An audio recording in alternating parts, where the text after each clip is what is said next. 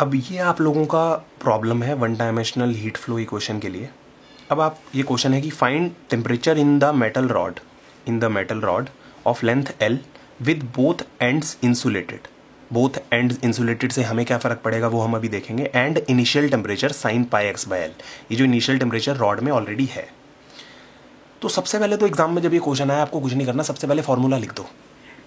ये आप लोगों के सामने वो दोनों इक्वेशन आ गई जो फॉर्मूले थे, ये दोनों आपको लिख देने हैं एग्जाम में ताकि आप इन्हीं का यूज़ कर पाओ।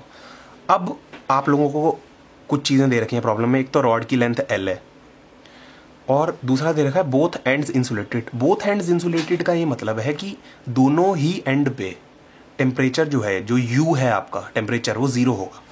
तो इसका मतलब अब फर्स्ट एंड जो होगा आपकी, जैसे ये रॉड है मान लो, आपकी फर्स्ट एंड आपका 0 पोजीशन पे होगा अगर आप एक्सिस यहाँ से शुरू करो, और सेकंड एंड जो है आपका L पोजीशन पे होगा क्योंकि रॉड की लेंथ L है तो यहाँ तक आप जाओगे तो L हो जाएगा।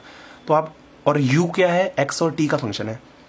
तो एक बार आप X को 0 डाल दोगे फर्स्ट एंड के लिए, T तो T ही रहेगा, टाइम तो टाइम ही रहेगा, तो टेम्परेचर 0 है। दोनों ही एंड्स पे 0 है क्योंकि दोनों इंसुलेटेड है। और दूसरे एंड के लिए X को L डाल दोगे और T तो T ही रहेगा और ये भी 0 रहेगा। तो बोथ एंड्स इंसुलेटेड से आपकी ये दो इक्वेशन निकल के आ गई। इन्हीं दो इक्वेशंस का यूज़ करके U को थोड़ा ये वाला सॉल्व कर लो। इसमें आप डालो X को 0, तो आपका जो U निकल के आएगा, साइन mx वाली टर्म तो 0 हो जाएगी। तो मतलब ये आपकी टर्म जो है साइन mx, ये 0 हो जाएगी, C2 साइन mx। तो आपकी जो टर्म बचेगी वो बचेगी U is equal to e to the power minus a square m square t into C1 cos mx is equal to 0। और ये आपका 0 के इक्वल है क्योंकि U आपका 0 वाले एंड के लिए, जो एंड 0 पे था उसके लिए भी 0 है और L के लिए भी 0 है। अब आपको यहाँ से निकालना है कि क्या आएगा। तो आप लोग देखोगे कि x 0 के लिए, मतलब cos m 0 के लिए, x को तो 0 कर दिया ना हम लोगों ने, ये cos तो 0 हो नहीं सकता क्योंकि cos ऑफ 0 क्या है, 1 है, और ये भी 0 नहीं हो सकता। तो C1 आपका यहाँ से 0 आ जाएगा, C1 इज इक्वल टू 0 आ जाएगा।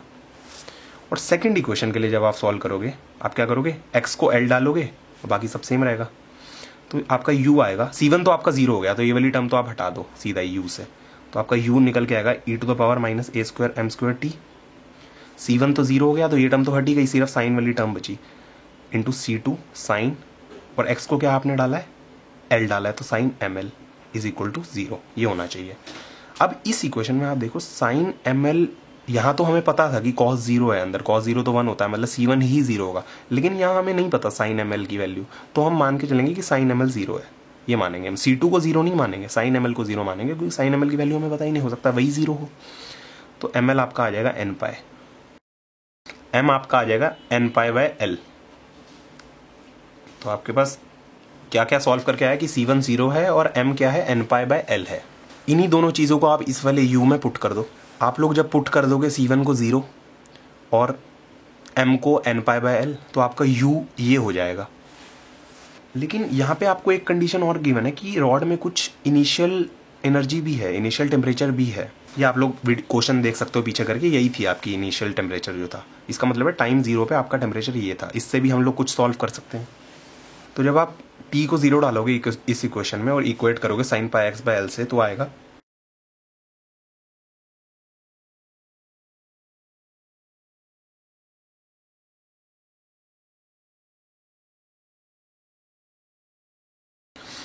अब आप लोगों को देखना है कि C2 की यहाँ से आपको वैल्यू निकालनी है। तो आप लोग देखोगे कि ये sine pi x by L और sine n pi x by L, इससे किसी कांस्टेंट की वैल्यू आप कब निकाल सकते हो, जब दोनों इक्वल हो तभी निकलेगी किसी कांस्टेंट की वैल्यू। क्योंकि n को अगर आप कुछ और भी डालो 1 की जगह, तब भी आपकी वैल्यू सेम ही रहेगी कांस्टेंट के लिए। तो ये दोनों कट के आपके 1 हो जाएंगे, C2 आपका 1 आ जाएगा। अब जो आपका U आएगा, इसमें C2 भी 1 हो गया, बाकी जो कंडीशंस थी वो तो आप पहले सेटिस्फाई करा ही चुके थे।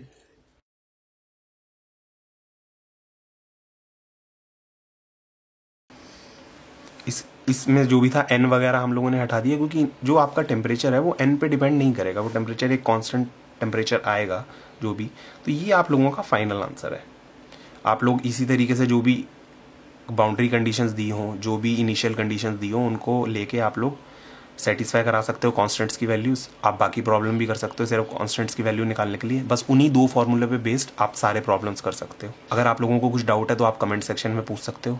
Thank you.